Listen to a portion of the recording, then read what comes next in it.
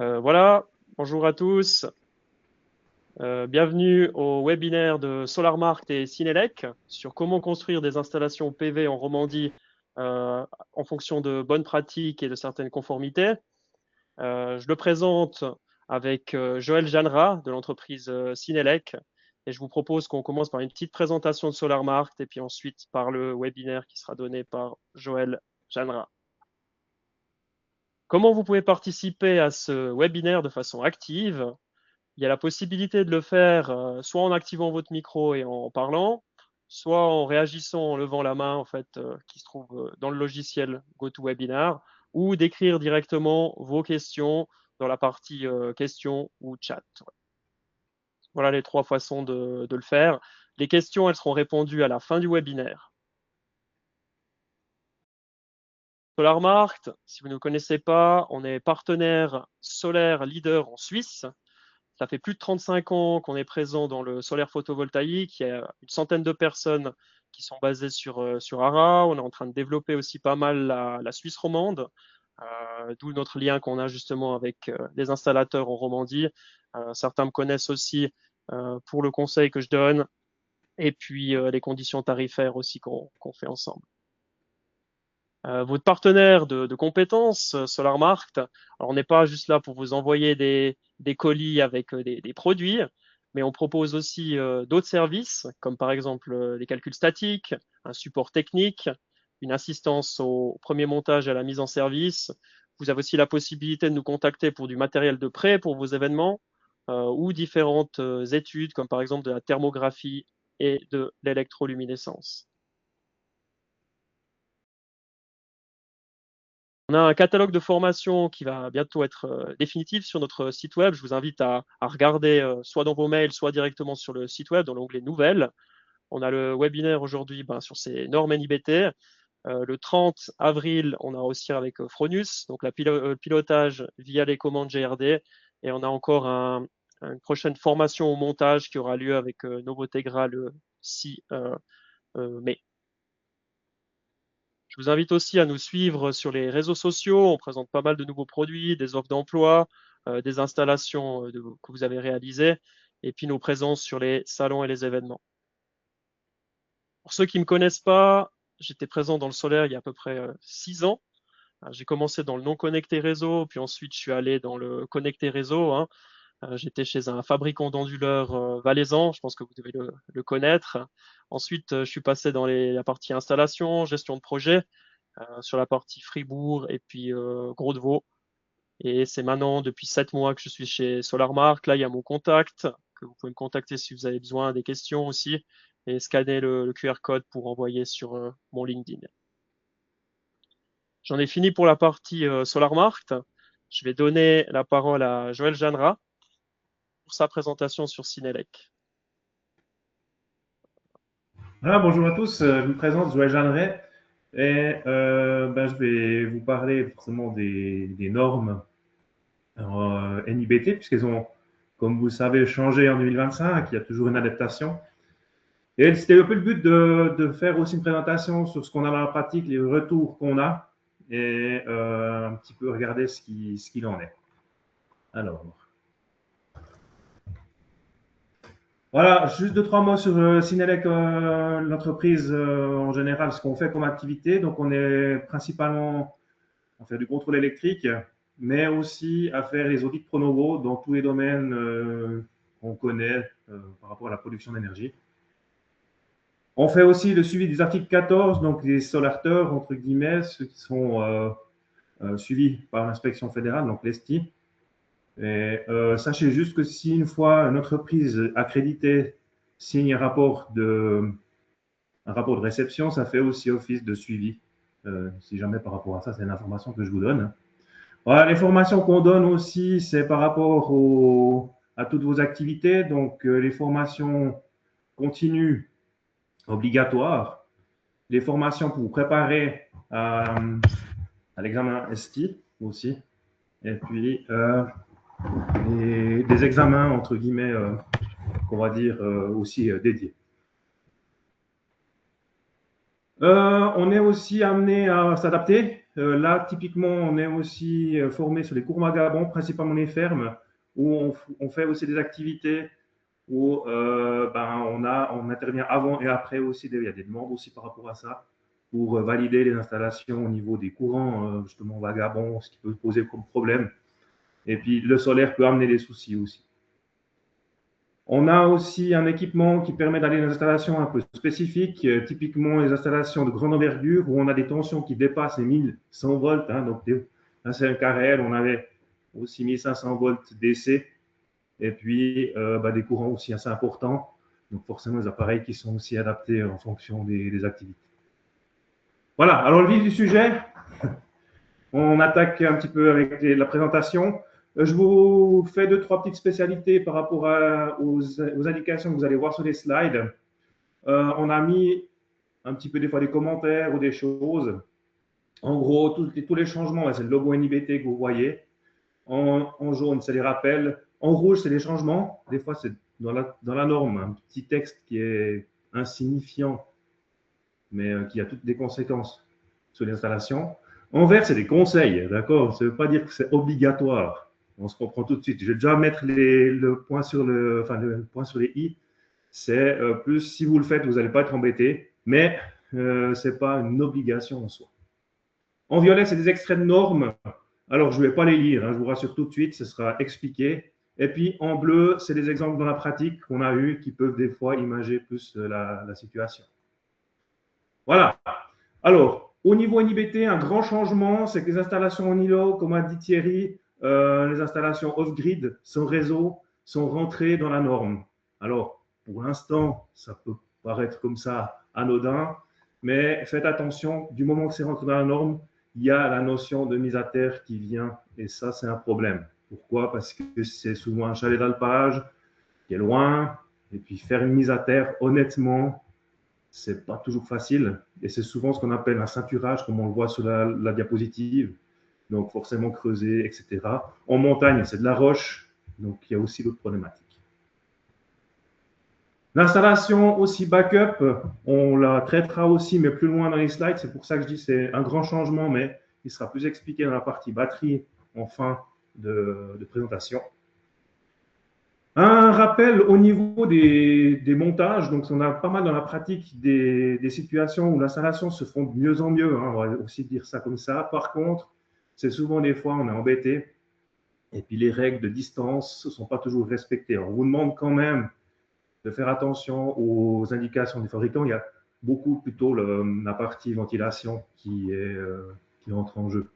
Donc là, on voit ici qu'il y a bien les parties de ventilation qui sont importantes à respecter.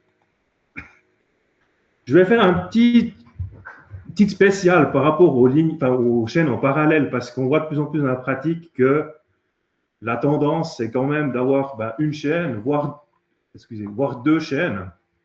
Puis la troisième, c'est en discussion toujours. Et d'après ce qu'on voit un petit peu, la tendance, c'est pas trop aller sur trois chaînes en parallèle. Et ça, on verra aussi que c'est intéressant parce que si on y va, il y a deux, trois problèmes. Alors, le premier problème, c'est que dans la norme, ils ont ajouté une formule, comme toujours. Et puis, du coup, je vais un peu vous l'expliquer. Alors, attention, je l'explique, mais si vous êtes perdu, ce n'est pas grave. En gros, ici, on a, vous voyez ma souris là, je crois que c'est bon. Hein. Ici, on a le I mode max OCPR. Alors, ce qu'il faut comprendre, c'est le courant maximum du module. Donc, c'est un terme barbare qui ne veut pas dire grand-chose sur le principe, mais on le comprend comme ça. Et ici, dans ce cas de figure-là, j'ai pris un module qui est proposé. Et la formule que tout le monde connaît, qu'on fait à chaque fois, c'est de prendre le courant ISTC max fois 1,25. Ici, on a 17,3 ampères. C'est un exemple, hein. Ce n'est pas forcément une chose par rapport à ça. Et puis, avec cette formule-là, on a, dans le cas d'une chaîne, entre guillemets, en parallèle, mais une troisième chaîne, doubler le courant. Ça veut dire qu'ici, il faudra mettre des fusibles. En gros, à partir de trois chaînes, en général, on met un fusible. Et puis, il y a une deuxième qui est un peu moins importante, qui dirait qu'on pourrait mettre un fusible plus bas, si on veut, que le fusible du courant du panneau. Alors, nous, on conseille plutôt de dire vous mettez le fusible au courant du module. Mais des fois, peut-être dans l'onduleur, le courant est plus bas et ça peut fonctionner. Voilà. Je ne veux pas trop m'éterniser là-dessus. C'est juste pour vous l'expliquer.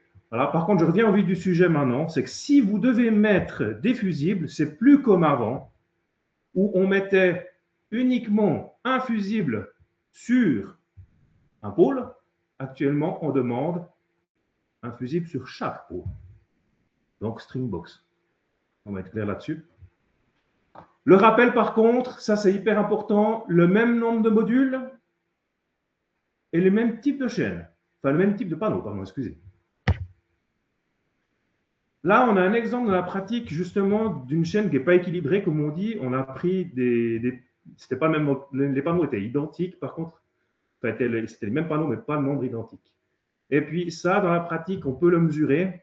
C'est un petit conseil qu'on peut faire pour voir si vous n'avez pas des soucis. C'est prendre ici la première chaîne et puis onduleur arrêté, hein, je vais préciser. Donc, vous coupez l'onduleur et puis vous regardez s'il y a des courants dans chacune des chaînes. Et là, on voit qu'on a un courant, bon, 4,4 ampères sur le principe, si vous ne voyez pas le slide. Et puis, on va sur une deuxième chaîne, puis on a aussi 4,4. Et là, c'est un indicateur. Si vous avez le même courant, c'est que vous avez une chaîne qui est en train de communiquer, un courant qui est en train de circuler entre les chaînes. Et puis, pour le valider ici, c'est que vous prenez les deux chaînes ensemble, puis les courants s'annulent. Et là, on a un cas typique de chaîne pas équilibrée. Donc, ça peut poser des problèmes aussi pour l'installation, pour justement l'entretien, etc. Voilà. Donc, le conseil, continuez à faire deux chaînes en parallèle, comme ce qui se fait normalement dans la pratique, il n'y a pas de souci. Alors, quand on se comprend, les chaînes en parallèle, ça peut être aussi des chaînes sur plusieurs MPPT, pardon. Donc, il n'y a pas de souci là-dessus. Donc, continuez à faire comme ça. On évitera un peu les string box avec trop de fusibles dedans. C'est déjà assez compliqué à faire l'installation, je pense, comme ça. Voilà. Au niveau des couleurs de conducteurs, ça a été expliqué et puis un petit peu clarifié. Alors, il y a trois couleurs qui existent pour le solaire. En général, c'est ça. C'est le noir, le bleu puis le rouge. Et quand on fait des associations, c'est celles qui sont marquées, entre guillemets, à droite du slide. Donc, en général, le négatif, noir, le rouge, positif. Le bleu, négatif, le rouge, positif. Ou noir et noir, ben, les modules, hein, ils n'ont pas de couleur. Il y a le connecteur qui fera la polarité. Ce qu'on demande aussi, c'est que si vous utilisez du noir, mettez la polarité, même si le connecteur pourrait jouer, mettez quand même la polarité sur les étiquettes en fonction de ça. Voilà, un grand sujet maintenant. Ça s'appelle la séparation courant AC et DC, hein, qui est venue un petit peu depuis déjà 2020, et puis expliquer un petit peu la situation. Alors, ce que vous avez là devant les yeux, c'est le texte de loi qui vous dit, en fait, vous pouvez faire des choses, mais si vous appliquez ce qu'on vous dit, vous n'aurez pas de soucis. Voilà. Et qu'est-ce que ça veut dire? Eh bien, vous avez peut-être déjà vu ces slides parce que ça, on a matraqué un petit peu l'information. Hein. C'est une séparation de 20 cm. Voilà, on peut séparer l'AC et le DC de 20 cm. Alors, superbe, c'est génial, mais dans la pratique, c'est possible au niveau de l'onduleur parce qu'ils sont déjà séparés, gauche-droite, ça va. Mais après, ça devient un peu complexe. On pourrait mettre du canal à grille, 15 cm. Ah, pour 5 cm, j'ai envie de dire, un peu complexe aussi. Ce n'est pas toujours le cas. Le 10 cm, c'est ce qu'on appelle les canaux d'allège, enfin, pas les canaux, pardon, les canaux de câbles, les chemins de câbles. En gros, on ne va pas nommer lance ou robots, avec des petits trous dedans, enfin, les parties métalliques avec des trous dedans. Et puis, vous voyez ici 0 cm, c'est intéressant, ce serait des parois métalliques, 100% métalliques. Alors, dans la pratique, ici, on a des conditions. La première condition, c'est que là, on pourrait accepter sur des petites longueurs, j'en parle après, des petites longueurs, d'avoir ici une distance assez courte, mais sur une on ne respecte pas les 20 cm, mais sur une petite distance. Là, c'est clairement interdit. Hein.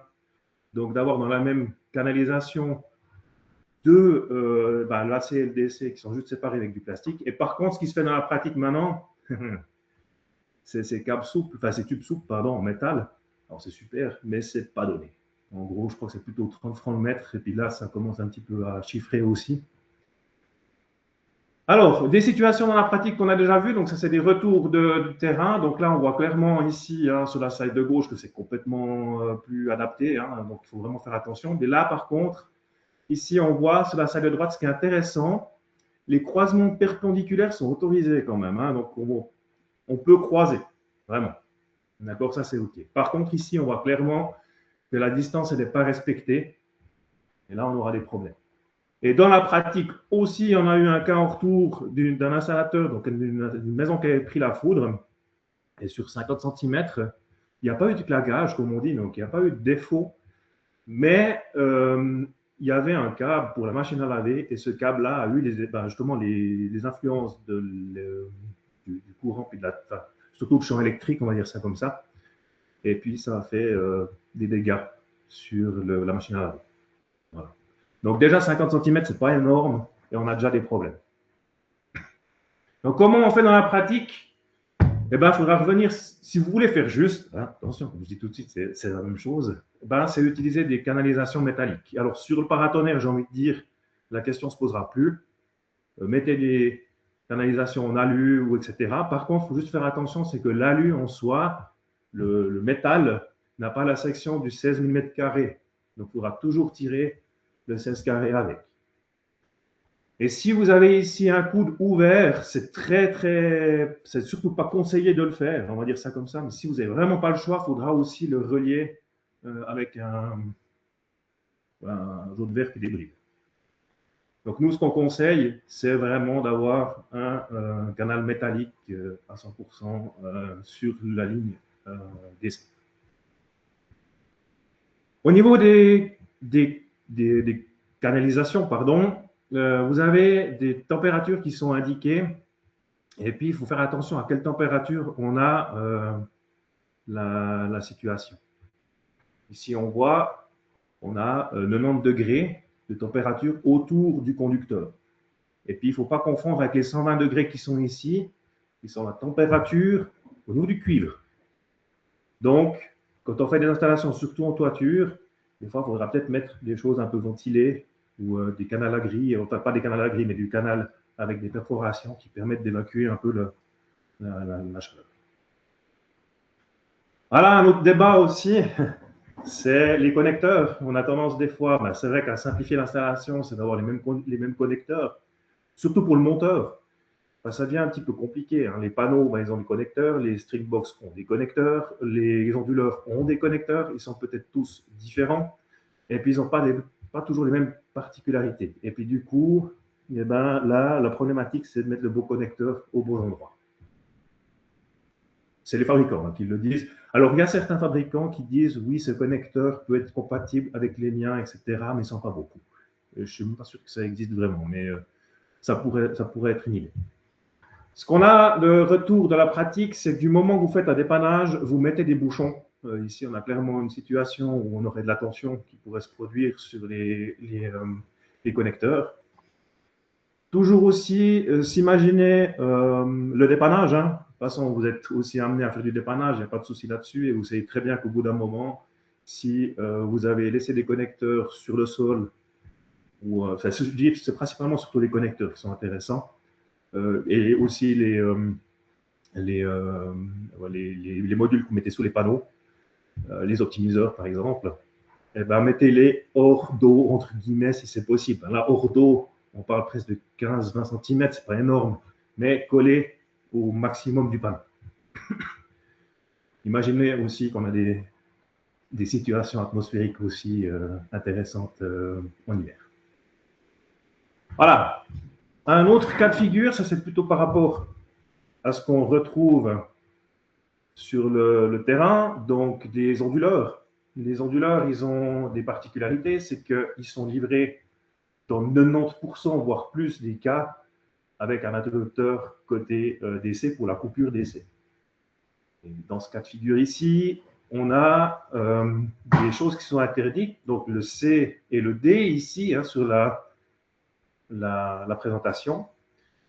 Et puis, le cas numéro B, c'est aussi le 90% des onduleurs qui ont aussi ce qu'on appelle les connecteurs intégrés.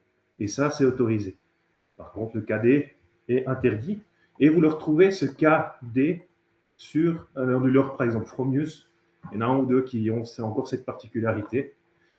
Le souci que vous avez avec ces onduleurs-là, c'est qu'ils ont un socle. Et quand vous enlevez la partie onduleur, parce qu'elle est tout à fait enlevable, entre guillemets, vous vous retrouvez ici avec des vis à nu dans le jargon IP2X. Et puis du coup, il n'y a pas de coupure d'essai qui peuvent se faire sur l'onduleur et ça pose un problème. Alors la solution, c'est pas de plus les poser. La solution, c'est de les poser, mais avec des conducteurs mobiles, souples. Donc vous faites des rallonges entre guillemets. Au début, nous, on l'imposait.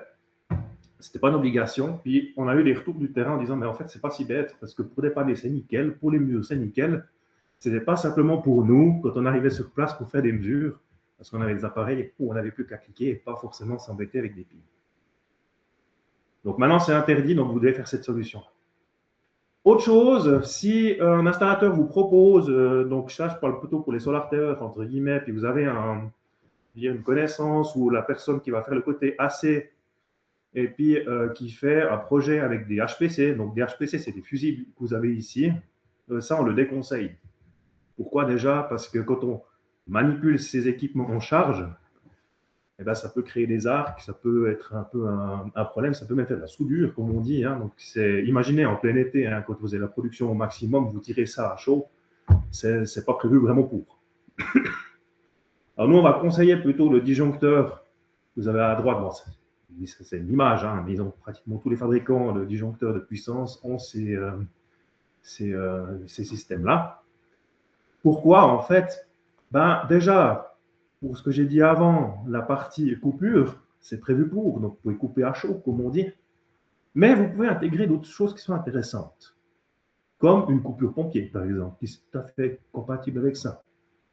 Une coupure AC, avec un interrupteur AC ici, on voit un petit interrupteur. Donc, vous n'avez pas besoin de mettre un interrupteur AC avec une grosse boîte qui est des fois compliquée à raccorder. Et puis, dans certains cas, ça se fait de moins en moins, mais ça se faisait beaucoup à l'époque, les coupures RI, c'est ces deux contacteurs. Vous avez déjà vu, ceux qui ont fait des grosses installs, ils ont déjà vu ça.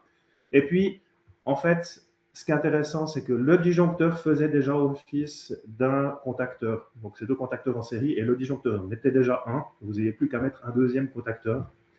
Donc, c'était aussi pour ça, et c'est aussi pour ça qu'on vous conseille fortement d'éviter de mettre des fusibles.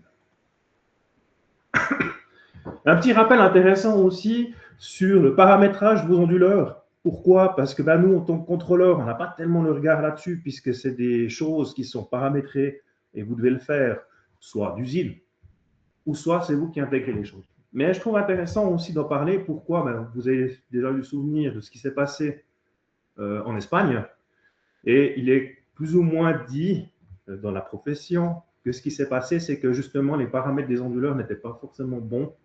Et puis quand il y a eu un problème de production, ça a fait le shutdown. Et là, si vous paramétrez la courbe RRIPE NR7CH 2025, vous n'avez pas ce problème. Et pour la petite histoire aussi, c'est que en Suisse, ça fait longtemps qu'on a déjà pensé à ça. À l'époque, on avait le fameux ARN qui était déjà en soi une idée. Et les distributeurs ils sont passés derrière tous les onduleurs et ils les ont reparamétrés avec un ARN. Mais je vous parle de ça il y a 5-6 ans en arrière, facile. Donc maintenant, en fait, ce paramétrage, déjà en 2020, il y a 5 ans en arrière, 6 ans maintenant, Huawei, qui sont, il y a des fabricants chinois, sont adaptés au marché suisse.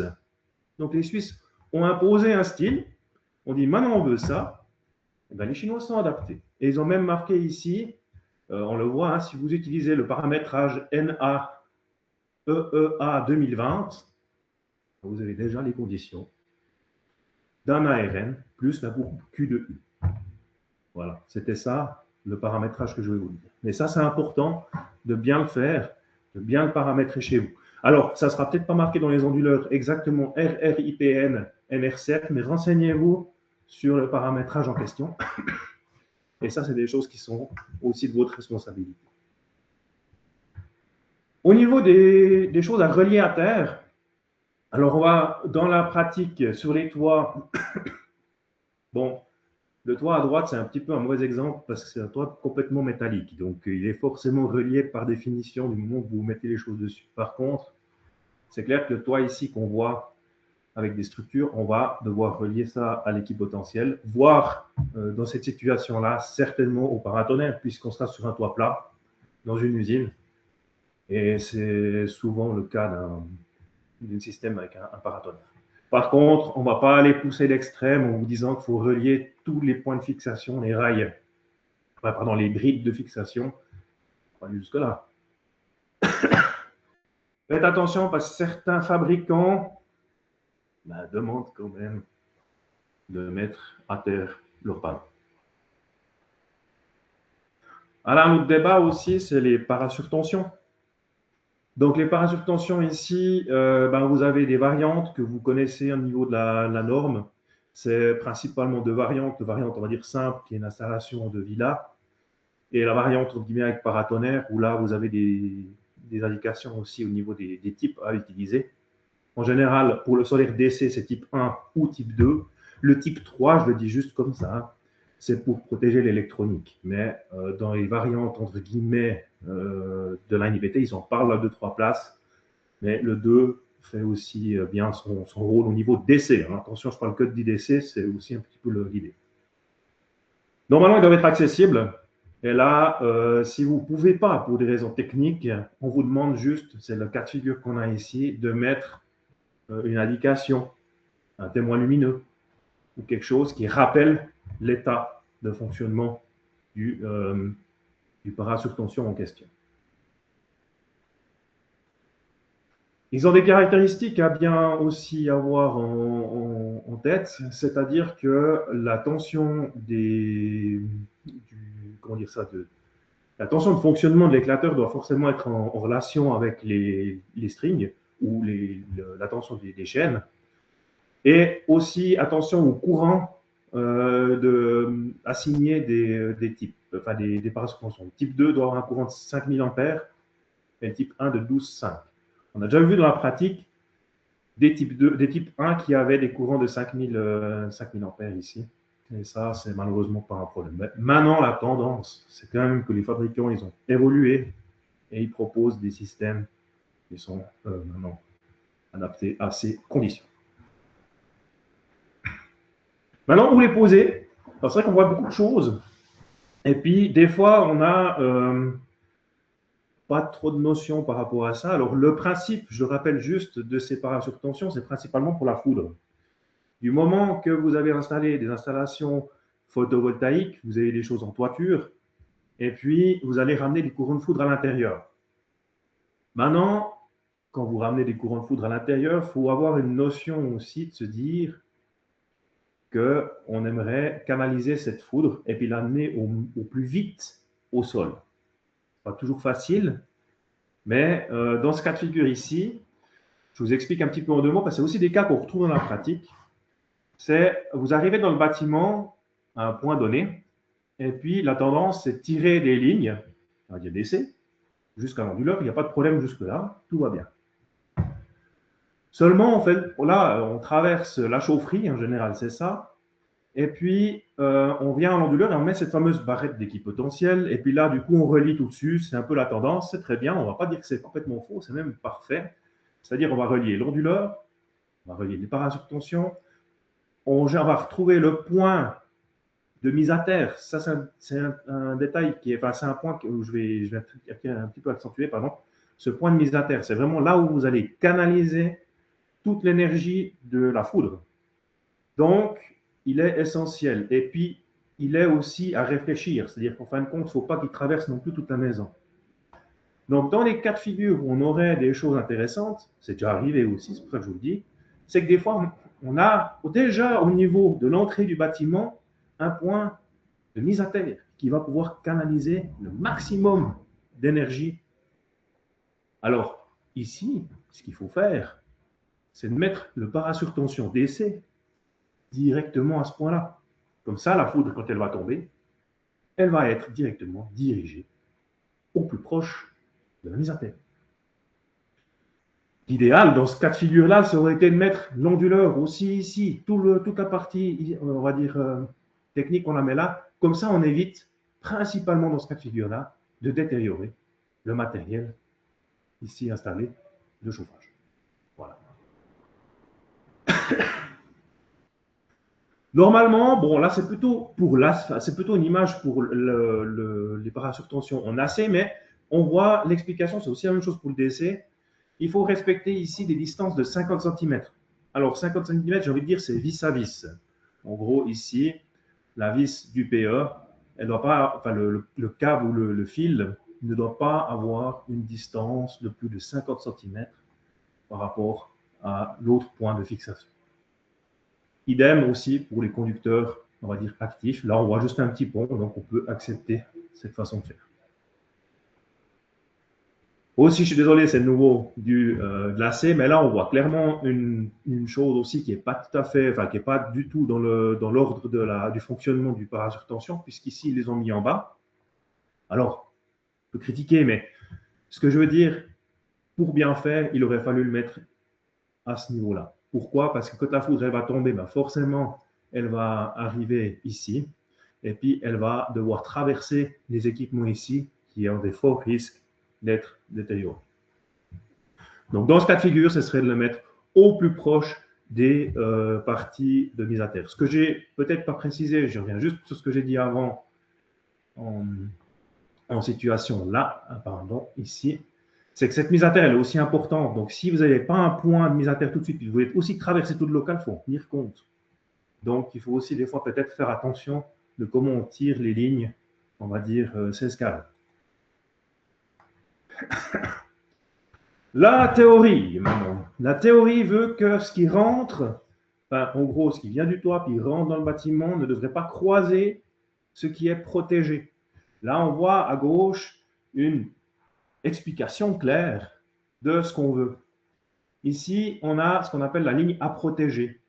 Donc, sur ce point-là, ici, on aurait des choses qu'on n'a surtout pas envie que cette partie-là soit détruite en cas de foudre.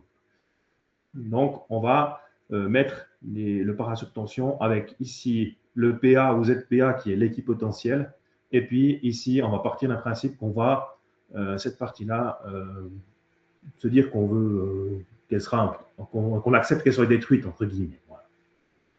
Si maintenant, comme je disais, vous mettez le conducteur de protection, donc le ZPA, le 16 carré, à l'intérieur, puis vous continuez avec ce 16 carré pour la protection du parasurtension, eh ben, quand la foudre va tomber ici, elle va forcément suivre aussi la ligne en question. Et le cas de figure qui est expliqué ici, le croisement, c'est clairement ce qu'on a ici. On a un grand mélange et on a de forts risques aussi de redétériorer ce qu'on voulait protéger.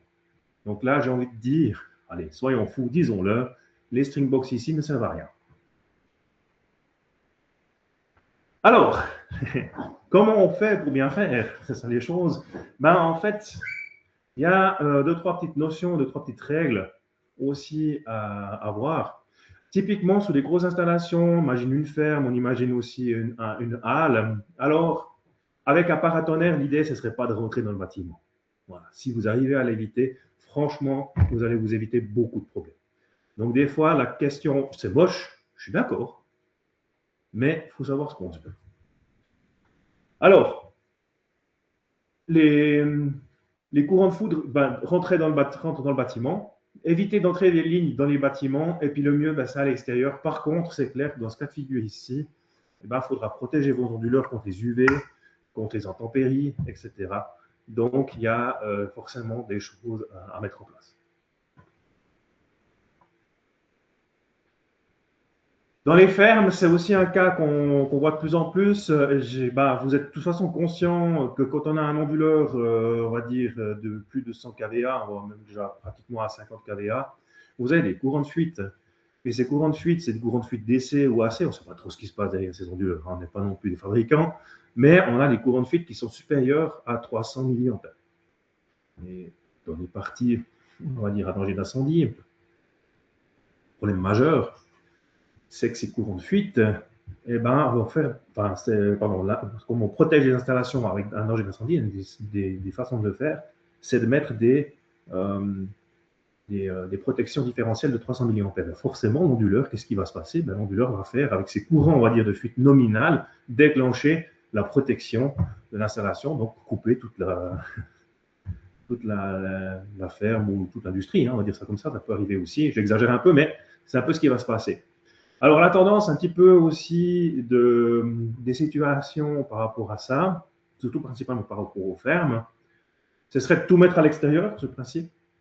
L'onduleur, ne pas mettre dans un local, ça serait bien, à l'intérieur. Et puis aussi, si vous devez le faire, le mettre à l'introduction électrique et d'avoir aussi le câble d'alimentation, on va dire, assez protégé contre les rongeurs. Voilà, c'était ça l'idée. Donc, un câble protégé contre les rongeurs serait un câble blindé pour l'alimentation AC.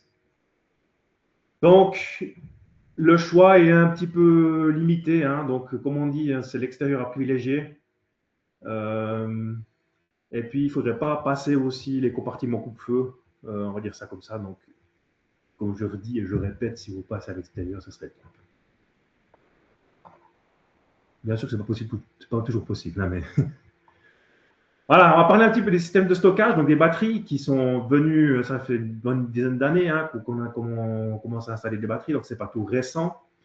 Et puis, vous voyez, hein, maintenant tous les fabricants pratiquement les proposent.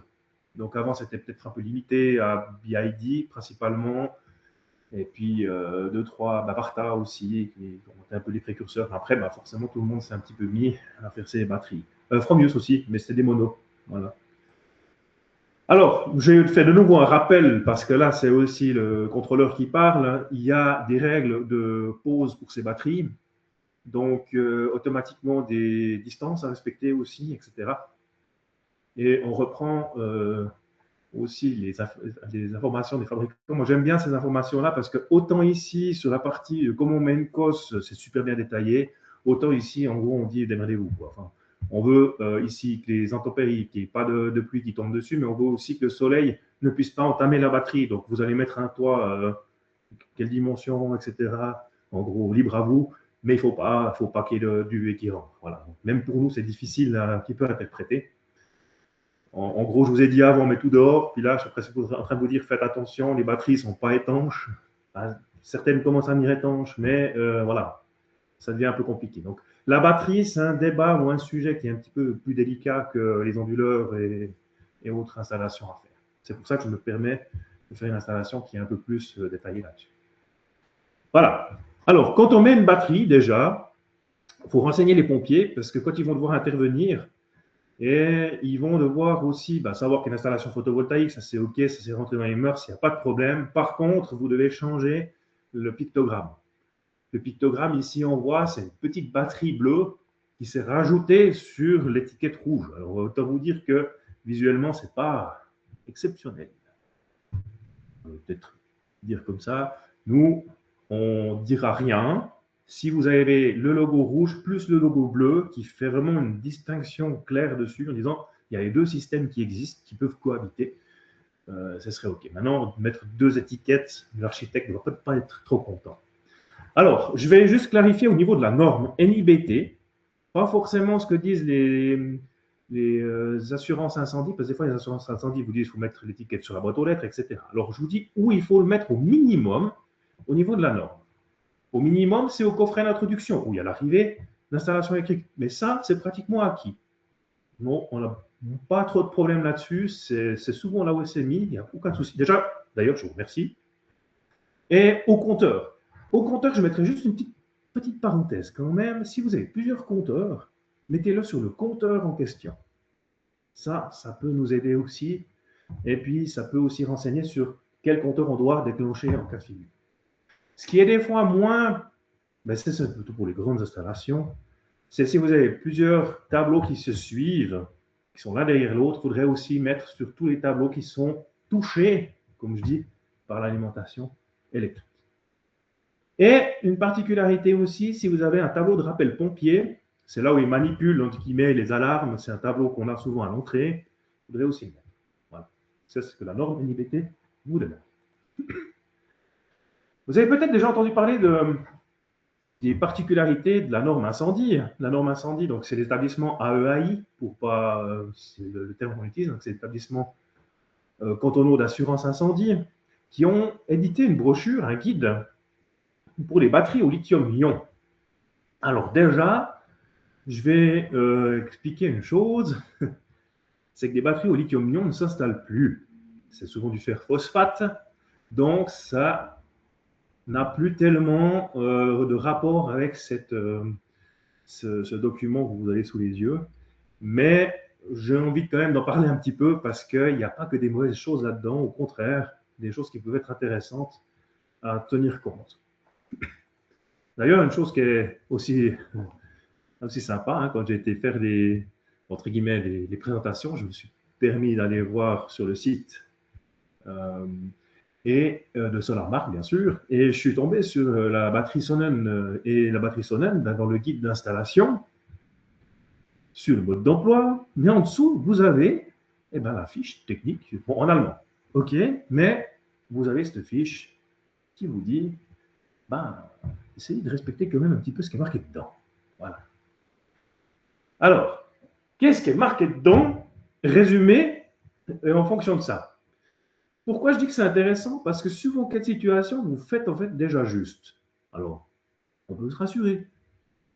Déjà, dans ce guide, on parle de puissance. Ces puissances, on les limite à 15 kWh, enfin d'énergie, excusez. Parce que kilowatt, c'est les puissances kWh. Voilà, mon petit lapsus, ça marche. Mais de l'énergie, 15 kWh, en dessous, c'est considéré comme des batteries avec des dangers, moyens. Et là, on peut définir qu'un local EI30, donc EI30, c'est étanche au feu, à la fumée et puis à la chaleur pendant 30 minutes. Et on pourrait distancer cette batterie de 2,50 m par rapport à des matériaux inflammables, typiquement des pellets ou etc., enfin, des choses comme ça. Et puis, on est déjà sur des situations qui sont intéressantes. Voilà. De 15 à 100 kWh, il faudra remettre un compartiment EI 60, plus 30 c'est 60, ou à l'air libre dans un abri RF1 comprenez en métal. Voilà. Alors, déjà pour commencer, si pour une maison ou autre, vous arrivez à limiter ça à 15 kWh, c'est déjà pas mal. Alors, où c'est qu'on aura des problèmes, c'est qu'on a, par exemple, pour un immeuble, 16 kWh. C'est un peu chiant parce qu'on dépasse les 15, vous voyez ce que je veux dire. Et puis, pour finir, 100 kWh, en général, quand on installe ces batteries-là, on a déjà quelqu'un qui est un ingénieur feu qui est derrière nous et qui va mettre un petit peu des conditions. Et ces conditions, c'est principalement ce qui est marqué dans ce guide. Et la meilleure chose à faire, dans ces cas de figure-là, si je peux me permettre, c'est de créer un local dédié à l'extérieur, où on peut accéder avec les camions pompiers, où on peut sortir les batteries facilement. Voilà, ça, ce serait le top. Alors, maintenant, je dirais sur une installation, on va dire standard, où est-ce qu'on aurait le droit de les mettre? On n'a pas beaucoup de locaux où c'est qu'on pourrait les mettre si on veut respecter le guide. C'est dans un local compartimenté coupe-feu. Éventuellement le local électrique, mais faites attention aussi aux distances. Hein. Je mets toujours un petit bémol parce que des fois on retrouve des batteries qui sont dans le local électrique, mais on peut pratiquement plus ouvrir le tableau parce que voilà. Et les choses où c'est clairement interdit, et là on mettra clairement des bémols parce que même c'est de toute façon pas faisable au niveau de la norme, c'est dans les voies d'évacuation. Ça c'est clair et net. Je veux dire, c'est même pas à discuter. Dans les locaux à danger d'incendie, parce que le décès, on ne peut pas le couper comme ça, ou il n'y a pas de protection aussi au niveau du décès. Dans les abris PC, en tout cas sur Vaud, l'abri PC, il est dédié à l'abri PC. C'est-à-dire que vous ne pouvez pas rentrer avec autre chose que des situations qui sont dédiées à l'abri. Donc le ventilateur, la lumière, et ça s'arrête là. Et les salles de bain, forcément, que comment dire ça, la protection décès n'est plus, n'est pas comment dire, garantie. Pardon. Voilà, je suis pas pour les Voilà, pour la maison, pour l'habitation. Je parle d'une habitation, je parle d'une maison simple, en gros, une villa. Voilà. Je ne parle pas d'une villa mitoyenne, je ne parle pas d'un immeuble. Hein. Je parle vraiment d'une villa. Ben, en fait, il n'y a pas vraiment de, comment dire ça, d'emplacement où mettre ses batteries. En gros, vous pouvez les mettre un peu où vous voulez. Ça reste quand même un bâtiment où il y a normalement peu de personnes. Hein, donc, et puis, en gros, on évite dehors par plusieurs moyens. Donc, il n'y a pas autrement de grandes particularités à faire au niveau incendie. Alors, j'ai quand même marqué des endroits parce qu'on a des batteries quand même à des emplacements qui sont peut-être pas logiques aussi au niveau incendie. Beaucoup dans les cages d'escalier, dans la partie au sous-sol, et puis on met ça sous l'escalier parce que c'est pas forcément les trucs plus jolis à voir. Et puis ça, on le conseille pas vraiment. S'il y a vraiment un départ d'incendie une fois, c'est clair que la cage d'escalier, c'est par là où on va évacuer aussi, même dans une habitation. Donc, c'est pour ça que j'ai marqué aussi conseil, hein, d'accord? Donc, les conseils à éviter, c'est la cage d'escalier dans les chambres ou à proximité. Déjà, une batterie dans une chambre, j'ai envie de dire. Ouais, bon, bref. Dans les pièces à vivre aussi, on essaiera d'éviter. Et puis, le meilleur choix, alors attention, hein, je me suis lâché, comme on dit. Un local spécialement dédié. C'est-à-dire, vous avez trouvé un local que vous pouvez rendre EI30, vous imaginez? C'est magnifique, ça. D'accord? Bon, j'ai quand même marqué rare, mais c'est une très bonne solution. D'accord? Un local spécialement dédié, compartiment coupe-feu, c'est le local électrique, s'il y en a un, pourquoi pas? Parce qu'en général, c'est vrai que c'est une bonne condition. Un emplacement extérieur, ça peut aussi, mais j'ai vu aussi un truc qui m'a un peu. Ouais, c'est un peu moyen, c'est que oui, ils l'ont mis à l'extérieur. Il y avait un couvert. Où il était le couvert? Devant la porte d'entrée. Donc j'ai envie de dire que si. Ah. Est-ce que vous m'entendez là? Oui, on t'entend. On t'entend. J'ai un problème qui s'est passé là au niveau technique. Alors, il faut que je reprenne. Alors, j'arrive.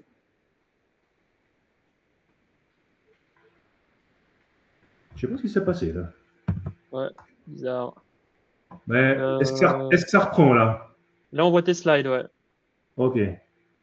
Alors, désolé pour le couac, je viens dans 3 secondes et demie. Me revoilà, c'est ça? Ok, alors, tac, tac, tac.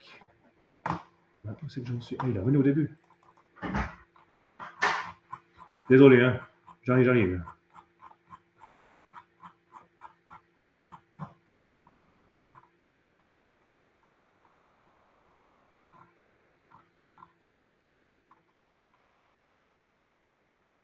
On était là en fait. Voilà, je reviens, désolé. Donc, comme je disais, local électrique parfait. En général, ce sera la chaufferie qui va être privilégiée pour mettre la batterie et l'onduleur. Mais la chaufferie, il faut faire attention que le chauffage, parce que ça c'est aussi la norme AEI qui le dit, un chauffage qui dépasse 70 kW puissance, hein, mais thermique, est considéré comme un chauffage important et le local doit être dédié uniquement au chauffage. Donc là, on ne pourra pas mettre même un tableau électrique, on ne pourra rien mettre dedans. Et ça, c'est plus pour l'habitation, je dirais, un immeuble. Par contre, pour une villa, c'est rare qu'on ait 70 kW de chauffage. Les combles, ça peut être aussi intéressant, mais j'ai envie de dire aussi, si c'est compartimenté coupe-feu, c'est très bien. Et il faut aussi faire attention parce qu'on a souvent des trappes, et puis ces trappes-là ne sont pas forcément étanches à la fumée. On a souvent les chambres qui sont en dessous, donc c'est un conseil. Voilà, c'est plutôt dans l'ordre de priorité que j'ai mis ces indications. Voilà ce qu'on trouve dans la pratique. Alors j'ai envie de vous dire, c'est un conseil. Pourquoi? Parce que les fabricants ici, on le voit, vous proposent de mettre ces batteries dans un salon. Mais comme je dis, dans ce cas de figure-là, un peu moins fan, s'il y a un départ d'incendie, une fois, un jour, c'est peut-être pas la meilleure des idées.